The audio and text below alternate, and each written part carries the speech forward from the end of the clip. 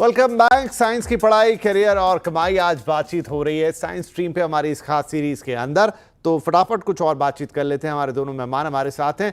तो डॉक्टर साहब ये बताएं मुझे, जैन साहब, कि अब इस वक्त अगर हम साइंस स्ट्रीम की बात करें, अदर देन इंजीनियरिंग मैं पूछूंगा, वहां तो ठीक है जिस तरह के ऑफर्स और आते हैं, कौन से लोगों की डिमांड ज्यादा है, किस तरह के कोर्स करने वाले लोगों की डिमांड ज्यादा, और कैसा पैसा ऑफर हो रहा है?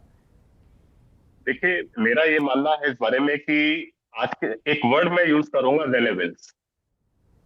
अगर कोई भी कोर्स आपका रेलेवेंट है प्रेजेंट मार्केट डिमांड के हिसाब से, वो सारे कोर्स बहुत अच्छे हैं। वो कोई भी कोर्स हो सकता है। तो relevance is the key word in that. जो भी आपकी एम्प्लॉयबिलिटी बढ़ा दे वो कोर्स बहुत अच्छा हो सकता है। पहली बात, जैसे मैं आपका एक कैप्शन देख रहा था, 1 मिनट के लिए मैं छोटा सा आपको अलग से बात करना चाह रहा हूँ। जैसे मैंने आपका कैप्शन देखा कि कैरियर कमाई, तो मैं इसमें एक और क्या जोड़ना चाहूंगा, काबिलियत।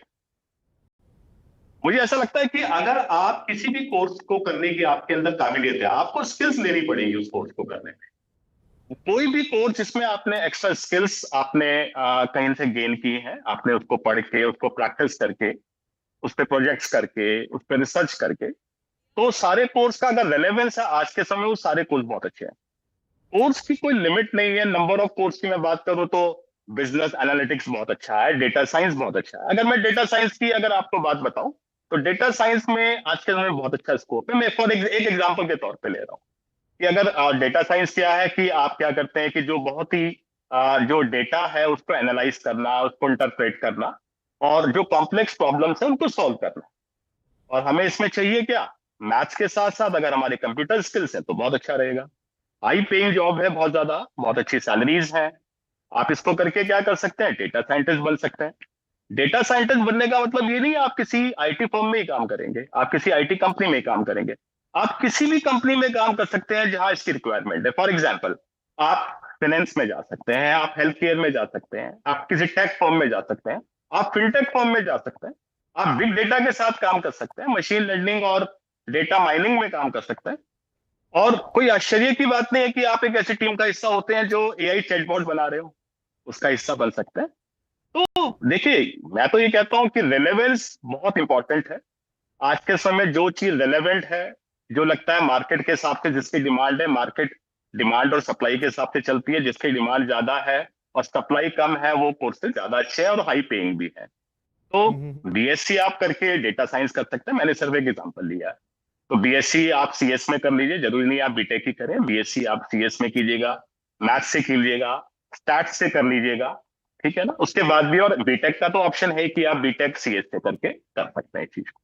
तो रेलेवेंस इज द कीवर्ड, मुझे ऐसा लगता है। तो जहां भी रेलेवेंट है वो कोर्सेज, नंबर ऑफ कोर्सेज की अगर बात करूं तो कोई लिमिट नहीं है। आप वीएफएक्स में जा सकते हैं, एनिमेशन में जा सकते हैं।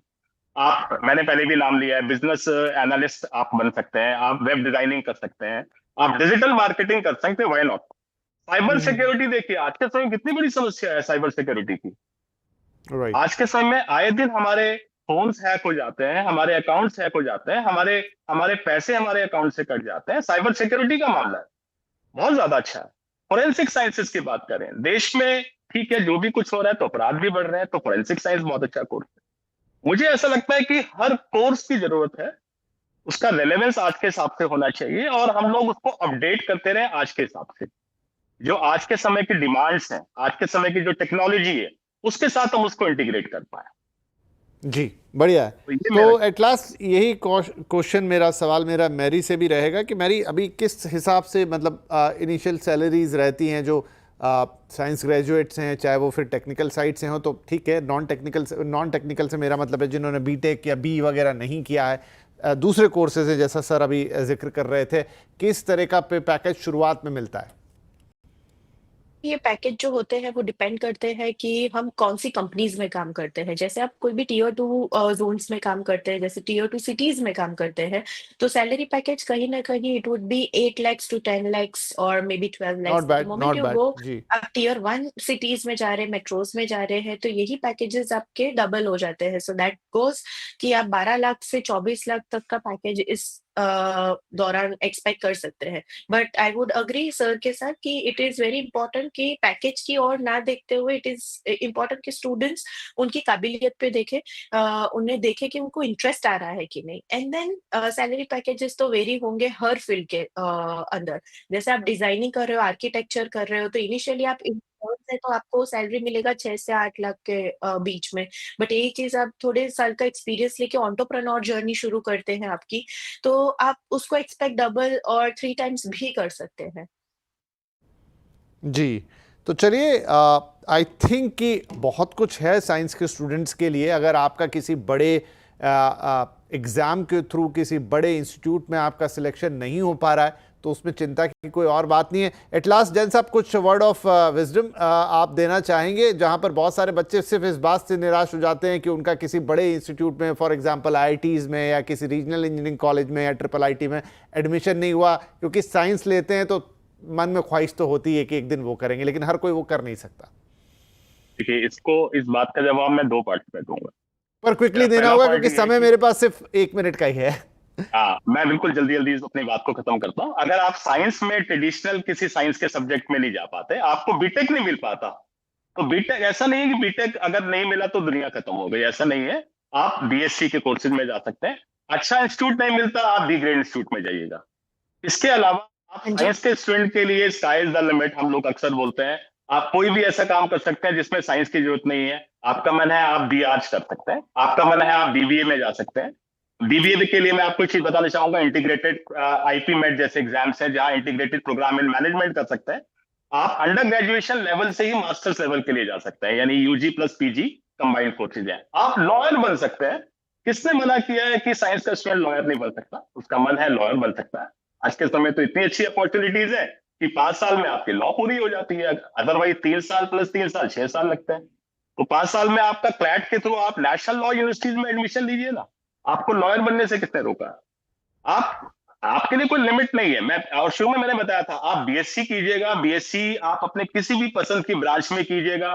जो ब्रांचेस सारी बीटेक में जी। अवेलेबल है उनमें से बहुत सारी ब्रांचेस बीएससी में अवेलेबल है। फिर एड ऑन कोर्स कीजिएगा, अपने स्किल्स बढ़ाइएगा, अपने स्किल सेट्स को पे काम कीजिएगा। जी जी, बिल्कुल जैन साहब, तो आप, मैं माफ़ी चाहूँगा क्योंकि मेरा समय समाप्त हो गया, लेकिन आपके इंस्पायरिंग वर्ड है जो काफ़ी बच्चों को इंस्पायर करेंगे। और अक्सर मैंने देखा है कि बहुत सारे बच्चे निराश हो जाते हैं थोड़ा कि अरे हमारा उसमें एडमिशन नहीं हो पाया, अब हमें सिंपल कोर्सेस। लेकिन साइंस आपने पढ़ाई है, देखिए साइंस पढ़ते ही हैं तो एक अलग तरीके का माइंड फ्रेम डेवलप होता है, एक अलग तरीके की अप्रोच डेवलप होती है। वो आपको सिर्फ करियर में नहीं, पूरी लाइफ में काम आती है। लेकिन एक ही चीज़ करेंगे, इंजीनियरिंग बनेंगे, ज़रूरी नहीं है। बहुत कुछ और भी किया जा सकता है साइंस के साथ, तो वो हमारे दोनों एक्सपर्ट ने बताया। और पे पैकेजेस और सैलरीज भी अच्छी है। बस जो भी कीजिए अच्छे से कीजिए, बढ़िया से कीजिए, अपने आप आपको आपका जॉब सर्च कर लेगा। बहुत बहुत धन्यवाद डॉक्टर विवेक जैन साहब और मैरी हिवाले आपका। एंड आई होप कि हमारे बच्चों को ये आज का गाइडेंस काफ़ी काम आएगा और यहाँ से वो कोर्सेज वो फॉलो करेंगे जो आगे चल के उनके लिए एक बेहतर कैरियर की नींव बनेंगे। बहुत बहुत धन्यवाद इस कार्यक्रम में शामिल होने के लिए। नमस्कार।